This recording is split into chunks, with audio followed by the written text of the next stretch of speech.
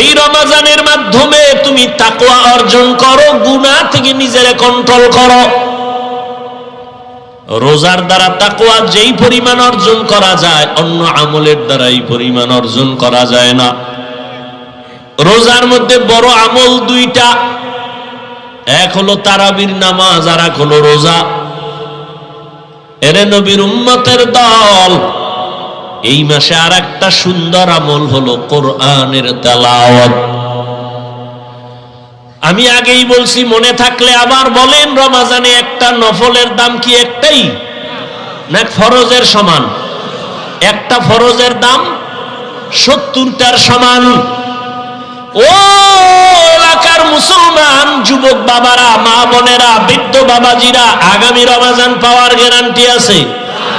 অতএব আমার অনুরোধ, এই রমজান যারা পাইছেন, পাবেন, আপনারা এই সময় নষ্ট করবেন না, নফল ইবাদত ছাড়বেন না। নফল ইবাদতের মাধ্যমে দাম কি হবে জানেন? কিয়ামতের দিন ফরজ আমলের যত ঘাটতি হবে সব নফল দ্বারা পূরণ হবে। অথচ আপনাকে কে জানি বয়ান দিছে নফল লাগে না, অথচ স্পষ্ট হাদিস, ফরজ আমলের ঘাটতি পূরণ হবে নফল আমলের দ্বারা। রমজানে একটা নফল ফরজের সমান। এই রমজানে নফল ছাড়বেন কেন? ও তারাবি পড়নেওয়ালা বাবারা, আপনারা নফল যত পারেন বাড়ায় পড়বেন, কমপক্ষে 20 রাকাত যেন তারাবি হয়। 8 রাকাত নিয়ে কেউ দ্বন্দ্বে যাইয়েন না, কোনো দূরত্ব নাই, ইবাদত আল্লাহর জন্য করবেন।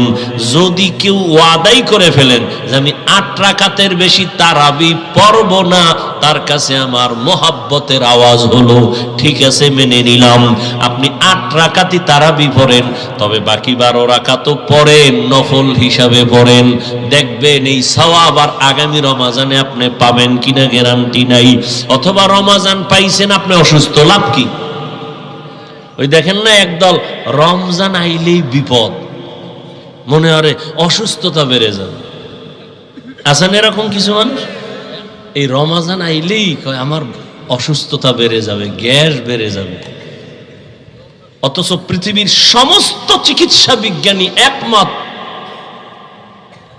মানুষের সুস্থতার জন্য আল্লাহর দেওয়া সর্ববৃহৎ এক ঔষধের নাম রোজা।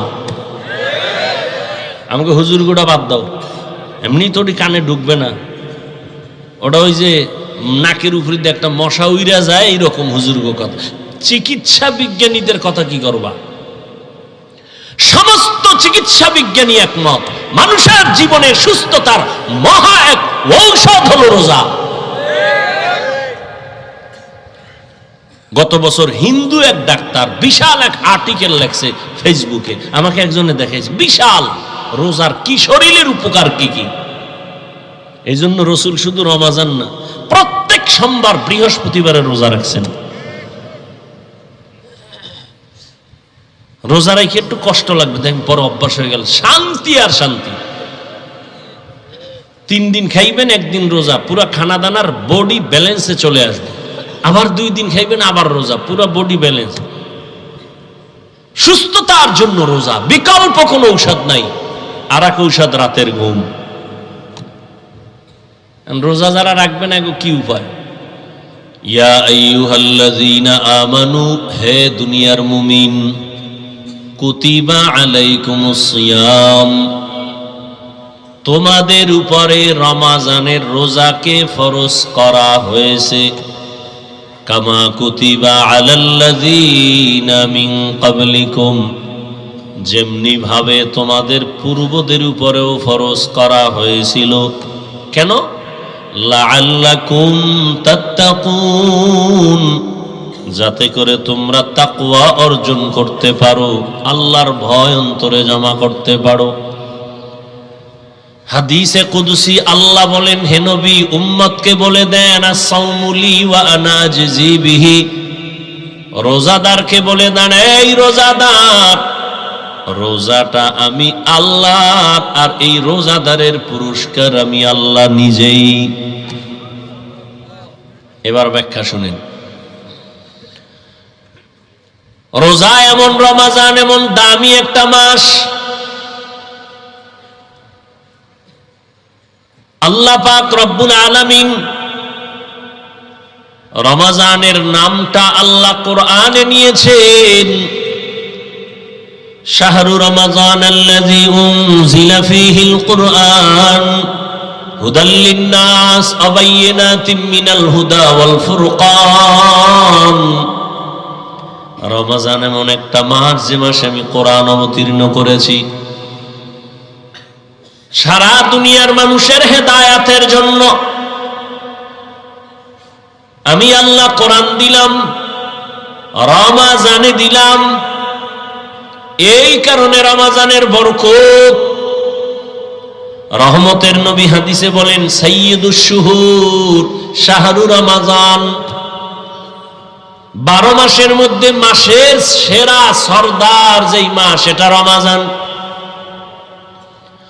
রহমতের নবী বলেন রমজানের আগে এখন আজকে পর্যন্ত যে মাস চলতেছে শাবান, কালকে দিন চলবে শাবান, চাঁদ দেখা গেলে শুরু হবে রমজান, এর আগের মাস চলে গেল রজব। নবী বলেন রজব আল্লাহর মাস, শাবান আমি মুহাম্মদের মাস, রমজান আমার উম্মতের মাস। এত নবী, সবাই তো নবী, সবাই তো রসুল, তবে আমার আখিরি নবীর মতো কেউ না। সব 12 মাস তো সবই আল্লাহর বানানো, নামও আল্লাহ রাখছেন, তবে রমজানের মতো কোনো মাস না। সমস্ত নবীর উম্মতি তো উম্মত, তবে মুহাম্মদের আখিরি উম্মতেরা অন্যের মতো না। এদের এত দাম। আল্লাহর দেয়া কিতাব তাওরাত, আল্লাহর দেয়া কিতাব জবুর, আল্লাহর দেয়া কিতাব ইনজিল, আল্লাহর দেয়া কিতাব, তবে কোরআনও কিতাব, তবে একটা কিতাবও কোরআনের মতো না। সবই তো নবী, তবে আমার নবীর মতো কেউ না। বছরে সবই তো 12টা মাস, তবে রমজানের মতো কোনো মাস না। রমজান বড় দামি, কিতাবের মধ্যে কোরআন দামি, নবী রসুলদের মধ্যে আমার নবী দামি, মাসের মধ্যে রমজান দামি। আল্লাহর নবী এই জন্যই রজব আসা মাত্রই আল্লাহর কাছে দোয়া পড়তেন, আল্লাহুম্মা বারিক লানা ফি রাজাবা ওয়া শাবান ওয়া বাল্লিগনা রমাযান। আয় আল্লাহ, রজবে আমাকে বরকত দান করেন, শাবানে বন্ধ। এমন এক বরকতের মাস, একটা নফল আমল করবেন ফরজের সমান সওয়াব, একটা ফরজ। রমজানের এত বরকত কেন? কোরআন নাজিলের মাস। শুধু তাই না, এ মাসে অন্য কিতাবও এ মাসে নাজিল হয়েছে। তাওরাত এই রমজানে নাজিল হয়েছে, জবুর কিতাবটাও রমজানে, ইনজিল রমজানে, ঈসা নবীর মুসা নবীর কিতাব রমজানে, ইব্রাহিম নবীর কিতাব আসছে রমজানে। রমজান এত বরকত। কোরআন এমন দামি একটা কিতাব, দোকানে যাইয়া, কাপড়ের দোকানে ঢুইকা দেখেন অনেক টুকরা কাপড় ফেলে দেয়, এটির কোনো কাজে লাগে না, টুপিও হবে না, জামাও হবে না, প্যান্ট হবে না, হাফ প্যান্টও হবে না। ওই কাপড়গুলো ধরে যদি বলেন, ভাই এ দোকানওয়ালা টেইলার্সওয়ালা ভাই, কাপড়ের টুকরাটা আমাকে দাও, বলে তুমি কি করবা? তুমি একটু সেলাই লাগাইয়া আমারে কোরআনের গিলাপ বানায় দাও। যেই কাপড় ফালায় দিছে, কাজে লাগবে না, কোনো দাম নাই, 5টা মিনিট ব্যয় কইরা সেলাই লাগায় গিলাপ বানায় দিছে। এইবার দোকান ক্রেতা বলে, ভাই কিছু টাকা নিবানি? না লাগবে না, কোরআনের বরকতে দিয়া দিলাম, দোয়া করিও। কোরআনের সাথে লাগছে ফেলে দেওয়া কাপড়, এখন গিলাপ হয়ে গেছে। দাম কম না বেশি? অনেক দাম। এখন এটারে সবাই চুমা খায়, নিচে থাকে না। কোরআনের সাথে লাগার কারণেই তো দাম। এই যে এত সুন্দর একটা চেয়ার বানাইছে, কত লাখ টাকা গেল, কিন্তু নরমাল একটা ফেলে দেওয়া কাঠ, এটা দিয়ে আপনি একটা রেহাল বানাবেন, কোরআন শরীফের সাথে সম্পর্ক লাগায় দিবেন, রেহালটার দাম কমবে না বাড়বে? রাস্তায় কত কাগজ পড়ে থাকে, কেউ ধরে না। বিসমিল্লাহ লেখা একটা কাগজ যদি রাস্তায় কেউ পায়, মুসলমান এটার উঠায় চুমা দেয়। এই জন্য সব ওলামায়ে কেরাম বলে, এই যে হ্যান্ডবিল টেনবিল করো, এই সামান্য কাগজে বিসমিল্লাহ লেখবা না। বিসমিল্লাহ, কাগজ রাস্তায় পড়ে থাকতে পারে, বিসমিল্লাহর অপমান যেন না হয়। কোরআনের কারণে এত দাম। রমাজানের সম্পর্ক কোরআনের সাথে দাম বেড়ে গেছে। কোরআন আসছে কদরের রাত, কত দাম। ইন্না আনজালনাহু ফি লাইলাতিল কদর ওয়া মা আদরাকা মা লাইলাতুল কদর লাইলাতুল কদরি খায়রুম মিন আলফি শাহর।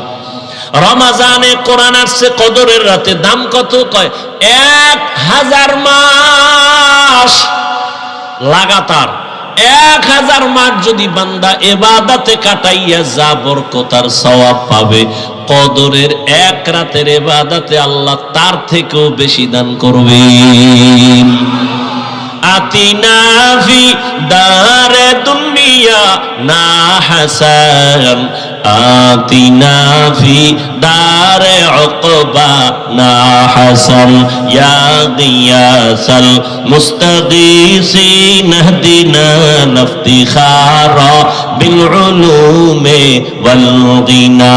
हर गोरी देने को तू तैयार है, जो न मांगे उससे तू बेजार है। আপনাদের এই অঞ্চলে বিল্ডিং এর অভাব নাই, কিন্তু একটা বিল্ডিং এর এই পরিমাণ দাম নাই কোরআনওয়ালা টিনের ঘরের যেই দাম। ঠিক নি? আমি হাফিজুর রহমানের কোনো মূল্য নাই, কিন্তু আপনারা জানেন এই মাঠে বওয়ার পরে কেউ খানাও দিবে না, গাড়ি ভাড়াও দিবে না। আপনারা চুপচাপ বসে বয়ান শুনতেছেন, এটা আমার বাহাদুরি করার কিছুই নেই, সব কোরআনেরই বরকত। এই কালামে জিন্দা কুরআনে হাকিম, হিকমতে উ লা ইয়াজালাসতু কাদিম।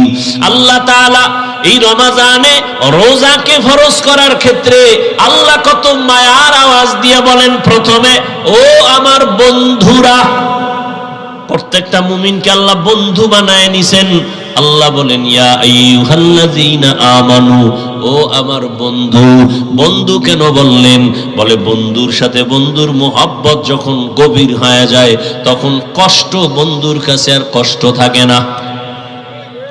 আল্লাহ প্রথমে বন্ধু বানাইয়া এরপরে কঠিন একটা আদেশ দিতেছেন, তাও কেমন? বাই ফোর্স অর্ডার না। নামাজ পড়ো বা না না, তোমার জন্য একটা সুন্দর কাজ রাখা হয়েছে, তুমি করবানি। কাজ রেখে দিছি, কর, এটা না। কত নরম ভাবে আল্লাহ বুঝাইতেছে, তোমার উপর একটা দায়িত্ব রাখা হয়েছে, তুমি পালন করবানি। এখন বন্ধু চিন্তা করে, কেমন একটা দায়িত্ব, না জানি না পারি। না না না, ভয় নাই, তোমার পূর্বে যারা ছিল তারাও এ দায়িত্ব পালন করেছিল। তখন কহা, তাহলে পারা যাইতে পারে, করব। শুধু করলে কি লাভ জানো? এটার পুরস্কারটাও কিন্তু কঠিন। নামাজের পুরস্কার মাধ্যমে দিছি, আমি ডাইরেক্ট দেই নাই। যাকাত দেয় একজনে, যাকাতের পুরস্কার ফেরেশতার মাধ্যমে, ডাইরেক্ট আল্লাহ দেয় না। কিন্তু রোজার পুরস্কারটা কেমন আল্লাহ পাক বলে, নবী জানায় দেন, কিয়ামতের দিন কোটি কোটি মানুষের সামনে আমি আল্লাহ রোজাদারকে ডাইরেক্ট সামনে দাঁড়াইয়া আমি নিজের কুদরতি হাতে পুরস্কার দান করব। অথবা আর এক ব্যাখ্যা হলো, এই কোনো পুরস্কার নাই, রোজাদার তোর পুরস্কার আমি আল্লাহ নিজেই। অর্থাৎ আমি তোর হয়ে গেলাম, তুই আমার হয়ে গেলি। অর্থাৎ ও রোজাদার, আমি আল্লাহ তোমার, তুমি বান্দাও আমার। আল্লাহ যদি আমার হয় আর আমি আল্লাহর হই, আর পেরেশানি আছে? বাদশাহ হারুন রশিদ একদিন বের হইছে। বাদশাহ হারুন রশিদের নাম শুনছেন তো? আপনাদের খারাপ লাগলে বলেন, মোনাজাত দিয়ে দেন। আমি শুরুতেই বলছি, বয়ান বক্তার যত বড় কণ্ঠ হোক আর এলেম হোক, ওই মাস্তানি চলে না বয়ানে। আল্লাহর রহমত আর শ্রোতাদের দিলের আকর্ষণ লাগে। বহু জায়গায় বয়ান করতেই মনে চায়, কখন 2 ঘন্টা হয় টেরও পাই না। আর বহু জায়গায় বসলে বয়ান খুঁজি কি কমু, ভাবসাব কেমন জানি তেমনই। আল্লাহ হেদায়াত দান করে। ভাইরা আমার, বাদশাহ হারুন রশিদের নাম জানেন না? বলেন তো তার স্ত্রীর নাম কি? মাশাআল্লাহ, কি নাম? জুবায়েদা, কোমলমতি নারী। এত বড় রাষ্ট্রের পরিচালক বাদশাহ হারুন একদিকে রাষ্ট্র চালায়, অন্যদিকে তাহাজ্জুদের নামাজ পড়ে, ইমামতি করে। এরা হইল রাষ্ট্রের নেতা ইমাম। ইমাম তো সেই হবে যেখানে যাবে সেখানে ইমাম, মসজিদেও ইমাম, সংসদে ইমাম। যে এই যোগ্যতার একটা নাই, সে সব জায়গার ইমাম হওয়ার যোগ্যতা রাখে না। খেয়াল করতেছেন তো? জুবায়েদা স্বপ্নে দেখে আমি বাইতুল্লাহর সামনে দাঁড়ানো, আর সারা দুনিয়ার মানুষ আইসা আইসা পুরুষেরা জুবায়েদার সাথে জিনা করে। কত কঠিন স্বপ্ন! এত বড় বুজুর্গ আবেদা জুবায়েদা, স্বামীও সেই বুজুর্গ, স্বপ্ন দেখে কোথায় দাঁড়ানো বলেন? বাইতুল্লাহর সামনে দাঁড়ানো। জুবায়েদা দেখে সারা দেশের মানুষ, পুরুষেরা আসে কাতারে কাতারে আইসা জুবায়েদার সাথে জিনা করিয়া যায়। এই স্বপ্ন দেখলে আর ঘুম থাকে? তোমগো ঘুমের টেনশন নেই, তোমরা তো এডি লইয়েই সারা জীবন কাটাইলা। সারা রাত মোবাইলে জেনা জেনা জেনা, চোখের জেনা, কানের জেনা, হাতের জেনা, জবানের জেনা। তোমার জন্য এটি কোনো দোষ না, এটারে দোষ যেন কেউ না মনে করে। এই জন্য ইংলিশ 2টা শব্দ বানায় স্লোগান দেয়, ডোন্ট মাইন্ড। কি হো কি ফ্রি মাইন্ড? এই ফ্রি মাইন্ডে আর ডোন্ট মাইন্ডে কি হচ্ছে দেশে? আল্লাহ হেদায়াত দান করুন। হায় হায়, কি বলবো! জুবায়েদা খাতুন এত বড় আবেদা, ও পর্দার আড়ালের আম্মা জানেরা, ভালো করে বুঝেন, আপনারাও তো তাদের মতো দামি নারী। জুবায়েদা বাইতুল্লাহর সামনে স্বপ্ন দেখে জিনা করে করে পুরুষেরা যায়। দেখে তো জুবায়েদার মাথা গরম হয়ে গেছে। আমি তো আল্লাহরে ডাকি, ইবাদত করি, কোরআন তেলাওয়াত করি, আমি তো হাফেজা, এ কি দেখলাম? মাথা গরম হয়ে গেছে। খাদেমরে ডাক দিয়া কয়, দে তাড়াতাড়ি দো। স্বপ্নের ব্যাখ্যা তো সবাই করতে পারবে না, এবং স্বপ্ন দেখে সবার কাছে বলাও যাবে না, নিষেধ। যারা ব্যাখ্যা বুঝে তাদের কাছে বলো, কারণ উল্টা পাল্টা বলিয়া যদি উল্টা ব্যাখ্যা করে ভেজাল লেগে যাবে। জমানার বড় স্বপ্নের ব্যাখ্যা করনেওয়ালা, এত বড় একজন বড় দামি বান্দা মুহাম্মদ ইবনে সিরিন লোক পাঠায় দিল, যা স্বপ্নের ব্যাখ্যা নিয়ে আসবি, তবে আমি জুবায়েদার নাম বলবি না। জনৈক এক মহিলা স্বপ্ন দেখছে। মুহাম্মদ ইবনে সিরিনের কাছে চলে গেল। যাইয়া কয়, হযরত বড় বুজুর্গ, এক মহিলা স্বপ্ন দেখছে বাইতুল্লাহর সামনে দাঁড়ানো, দেশের বিভিন্ন জায়গা থেকে যুবক পুরুষেরা এসে জিনা করে। মুহাম্মদ ইবনে সিরিন কা স্বপ্ন দেখছে কে? কয় নাম বলা নিষেধ। কয় দৌড় দে, ব্যাখ্যাও নিষেধ। ব্যাখ্যাও কি কঠিন, বড় কঠিন, ব্যাখ্যা দেওয়া যাবে না। কারণ একজনের স্বপ্ন দেখে আজান দিতেছে, আজান কি দিতেছে, দৌড়ে গেছে ইবনে সিরিনের কাছে, হযরত আমি আজান দিতেছি। কয় রেডিও, তুই মরবি। আর একজনে আজান, হেও দেখছে আজান দেয়, দৌড়ে কয় হযরত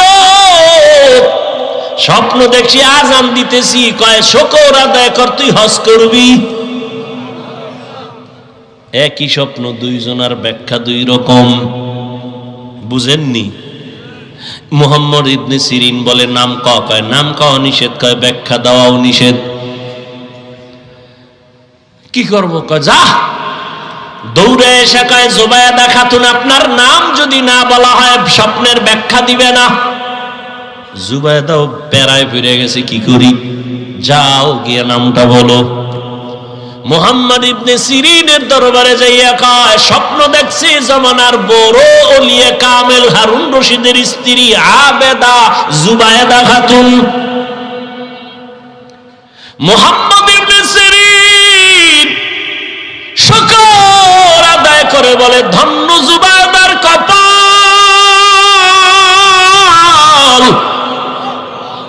জুবায়দার কপাল ধন্য। জুবায়দার গিয়া সুসংবাদ দাও, জুবায়দার দ্বারা মক্কার জমিনে এমন কিছু কাজ হবে, জুবায়দার ওই কাজের দ্বারা উপকার পাবে দুনিয়ার সবাই।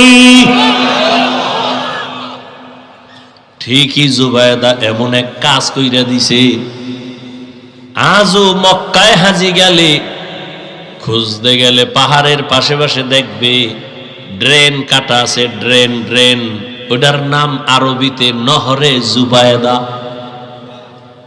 জুবায়দা মক্কায় যাইয়া দেখে মক্কায় পানির সংকট, নিজে সরকারি টাকা না নিয়ে নিজের জমা টাকা রেডি করে কোটি কোটি কোটি টাকা ব্যয় করে বিশাল বড় নহর ড্রেন কাটলো। ড্রেন ওখান থেকে পানি নিয়া হাজিরা যেন সব জায়গায় পানি পায়, কষ্ট যেন না হয়।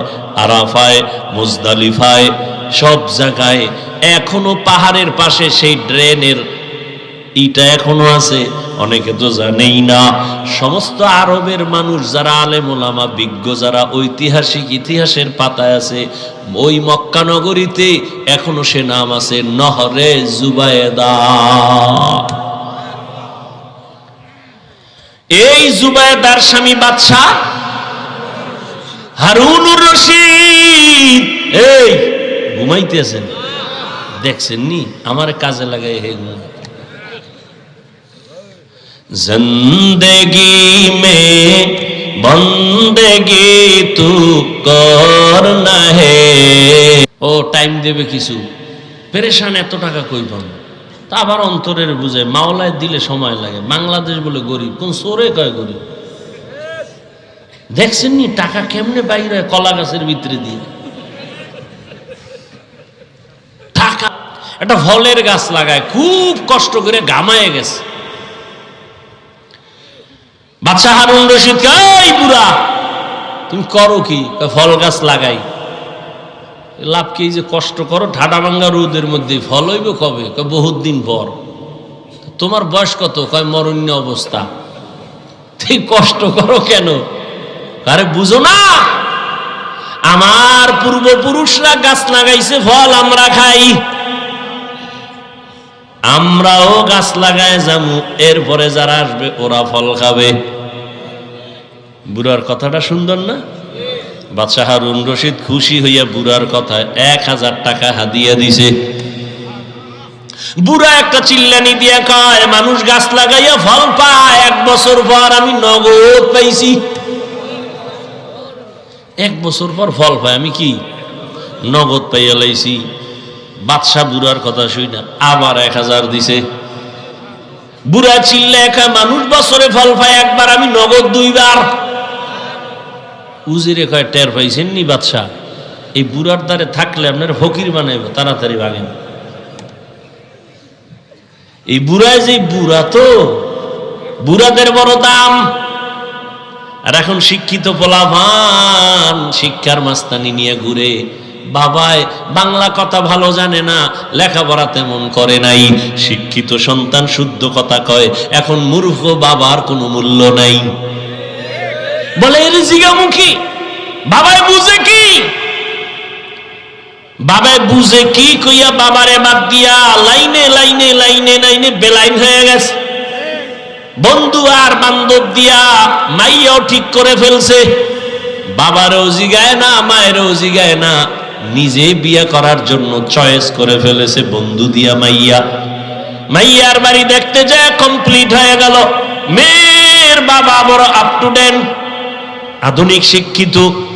এই তোমার যে মাইয়াটা দিমু রাখবা কই? কয় বাবার বাড়ি। কয় বাড়িটা তো দেখা দরকার। কয় চলো। এবার ছেলের বাড়ি আসবে মেয়ের বাবা দেখতে।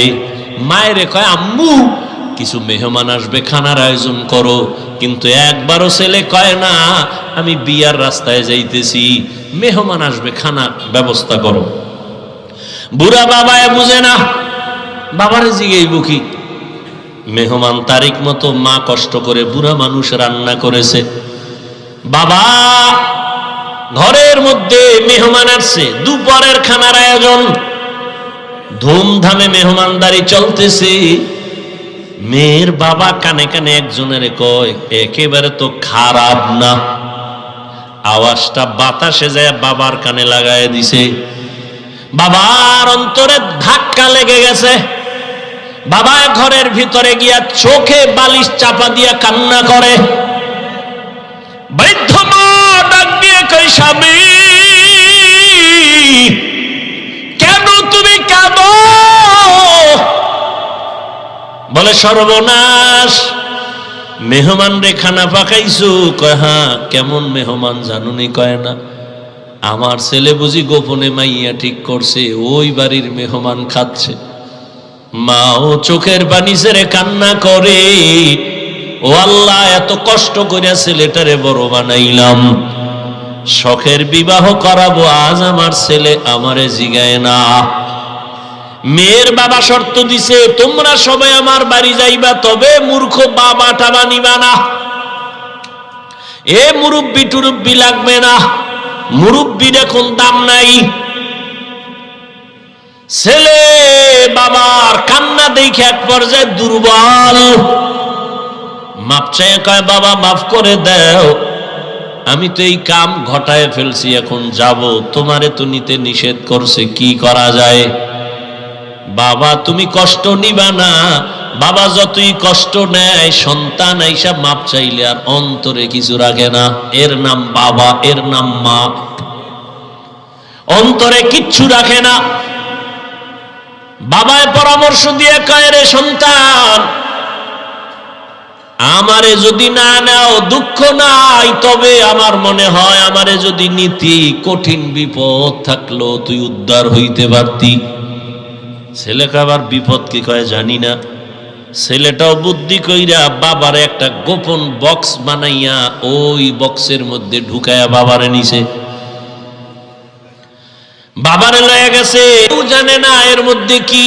মেয়ের বাবার বাড়ির কেউ জানে না। বাবারে নিয়ে এক সাইডে রাখছে। তো আগের দিনের বিয়ার অনুবার গ্রামীণ ব্যাংকের মালিক। তাই কবে? 29 শাবান, শাবানের 29 তারিখ। টাইম কোন সময়? কয় সূর্য ডোবার পর। কয় হুজুর ঠিক আছে বুঝলাম।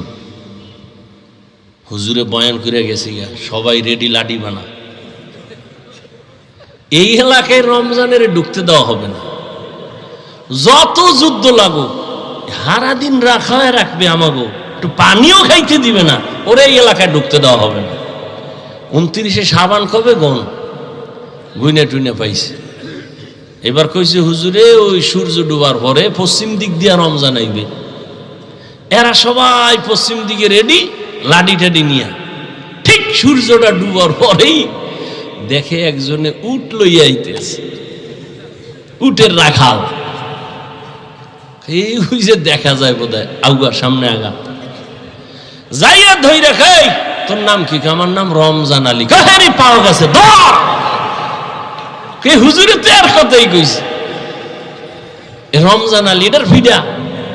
আরে ফিডা গণ ধলাই, এটা মায়ের মুড়ি খাইয়া দৌড়।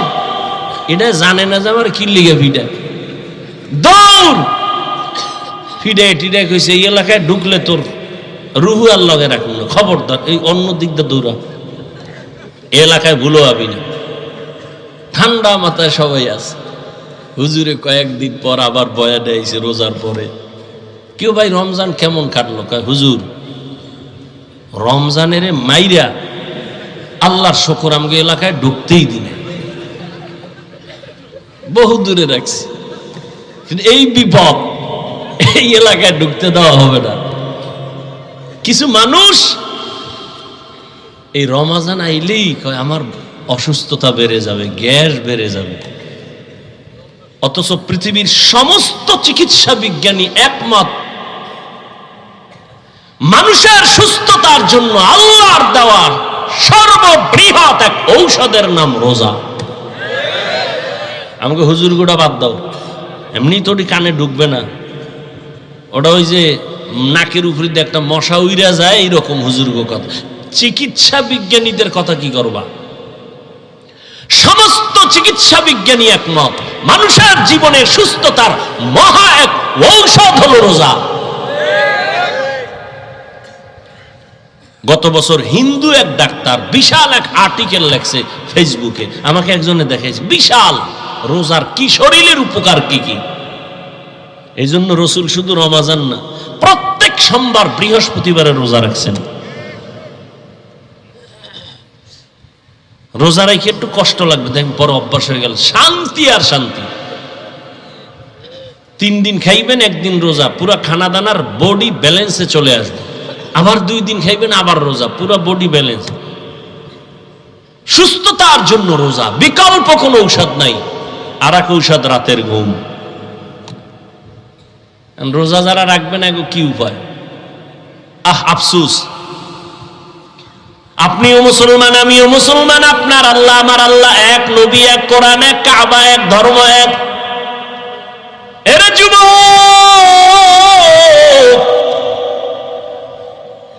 আপনি রোজা রাখতে চান না, আপনার ছেলেও চায় না, মেয়েও চায় না। আল্লাহর শুকর, আমাদের ছোট ছোট বাচ্চারা রোজা রাখবে। সাহারিতে যদি না উঠাই, পরের দিন খায় না, রাগ কইরা উঠাইলাম না কেন? আর আপনার 20 বছর ছেলে মেয়ের বয়স রোজা রাখে না।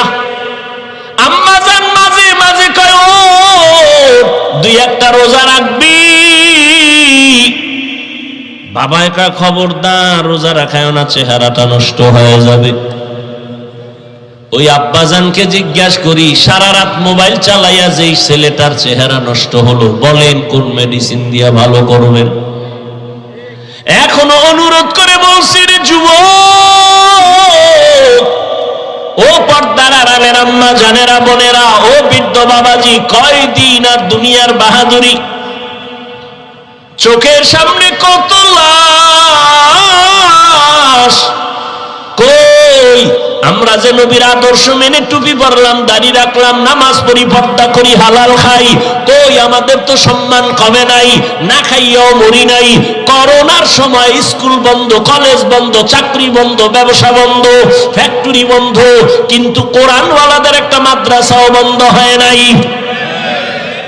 আপনি মাস্ক লাগাইছেন, ট্রিপল মাস্ক, মরবেন না করোনার ভয়ে। আর এই দেশের লাশগুলো করোনার লাশ, হুজুরেরা কান্দে নিল, জানাজা পড়াইলো, গোসল করাইয়া দাফন করলো, একজন হুজুরেও করোনায় মরে না। এরে আমার কলিজার যুবক বাবারা, আল্লাহ সম্মানের মালিক। ও এলাকার ভাইরা, ও যুবক বাবারা, এতক্ষণ আমি যে বয়ান করতেছি আমি একবারও কিন্তু আপনাদের বলি না আমার মতো টুপি লাগাও, স্কুল ছেড়ে মাদ্রাসায় যাও। আমি কওমি মাদ্রাসার সন্তান, তোমরাও যাও। আমি তাবলিগের লাইনের সন্তান, তুমিও তাবলিগে যাও। একবারও বলি নাই আমি পীরের বুড়ি, তুমিও পীরের কাছে যাও। একবারও বলি নাই। বরং আমি বলতে চাই, যুবক তুমি স্কুলে পড়ো, আমি হাফিজুর রহমান তোমাকে ধন্যবাদ দিয়ে গেলাম, দোয়াও করে গেলাম। তুমি স্কুলে পড়ে ডাক্তার হও, কলেজে পড়ো, ভার্সিটিতে পড়ো, তুমি ইঞ্জিনিয়ার হও, প্রফেসর হও, তুমি একজন সাংবাদিক হও, ওসি ডিসিএসপি হও, আমি দোয়া করে গেলাম, অন্তর থেকে বলছি। তোমার মাদ্রাসায় যাওয়া লাগবে না, তুমি একজন ব্যবসায়ী হও, চাকরিজীবী হও। তবে আমি হাফিজুর রহমানের একটা ছোট দাবি, বিদায় বেলা তোমাদের কাছে, বেয়াদব হইও না রে বাবা। তোমার ব্যবহারে কোনোদিন যেন মা বাবা কষ্ট না পায়, তোমার আচরণে কখনো যেন আলেম কষ্ট না পায়, তোমার ব্যবহারে কখনো শিক্ষক যেন কষ্ট না পায়। কারণ মা বাবা যদি কষ্ট পাইয়া মনে দুঃখ নিয়ে বলে একটা নিঃশ্বাস ছাড়ে, ওই নিঃশ্বাসটা তোমার জন্য একটা আগুন। ওই আগুনটা যদি তোমার কপালে লেগে যায়, মরার আগে তোমার জীবন বরবাদ হয়ে যাবে। তোমার মতো যুবক, তোমার আচরণে শিক্ষক যদি কষ্ট পাইয়া দুঃখের নিঃশ্বাস ফেলে বলে এই কষ্টের নিঃশ্বাস যদি তোমার কপালে লাগে, তোমার লেখাপড়া ধ্বংস হয়ে যাবে। আলেমের দুঃখের নিঃশ্বাস যদি লাগে, চরিত্র নষ্ট হয়ে যাবে। এজন্য বললাম, হে যুবক, স্কুলে পড়ো, কলেজে পড়ো, চাকরি করো, ব্যবসা করো, মা বাবার দোয়া নিয়ে, শিক্ষকের দোয়া নিয়ে, উলামায়ে কেরামের পরামর্শ নিয়ে, নবীর আদর্শ মেনে জীবনটা চালাও। এবার বাস্তবে একটু তাকায় দেখো তো, তোমার মতো যুবক জীবনে মাদ্রাসায় পড়ে নাই, স্কুলে পড়ে, কলেজে পড়ে, সত্য কথাটা স্বীকার করো। তোমার মতো যুবক জেনারেল লাইনে থাইকাও নামাজ পড়ে, বলো আসেনি? তোমার দুই পায়ে হাত রেখে বলছি, বেয়াদবি মাপ চাই, রাগ করো না। বলো তুমি, মেধা আছে, বিবেক আছে, পশুকে আল্লাহ বিবেক দেয় নাই। তুমি বলো, তোমার মতো যুবক যদি স্কুল কলেজে পড়িয়া নামাজ পড়ে, বলো তুমি কেন পারো না রে বাবা? তোমার কি সমস্যা বলো? মা বাবার কি অভিশাপ লাগছে তোমার কপালে? আমার তো মনে হয় তাই।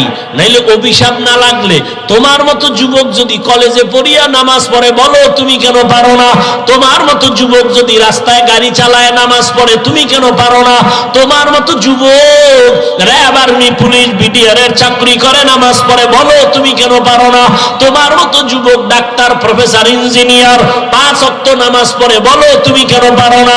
তোমার মতো যুবক নদীর মধ্যে মাছ ধরে, নামাজ ছাড়ে না, ময়দানে কৃষি কাজ করে, নামাজ বাদ দেয় না, বলো তুমি কেন পারো না রে বাবা? আল্লাহর কসম, আল্লাহ তাআলা তোমাকে বারবার ডাকে, তওবা করো। কয়দিন আর গুনাহ করবা, কোন দিন হায়াত শেষ হবে জানা নাই। চক্ষু বন্ধ করে একটু গবেষণা করো, ভাবো, দেখো করোনার মধ্যে যুবকের লাশ, ছাত্র জনতার আন্দোলনে দেখো যুবকের লাশ, যত লাশ দেখি শুধু যুবক আর যুবক, পানির নিচে, গাড়ির নিচে, ঘুমের বিছানায় যুবকের লাশ। কয়দিন আর বাহাদুরি করবা? জীবনে তো গুনাহ মনের ঝাল মিটাইয়া কম করো নাই। মনে চাইছে দাড়ি রাখবা না রাখো নাই, মনে চাইছে নামাজ পড়বা না পড়ো নাই, মনে চাইছে পার্কে যাবা, দৌড়ায় গেছো, কারো বাধা তুমি মানো নাই। এখনো কি তওবা করবা না রে বাবা?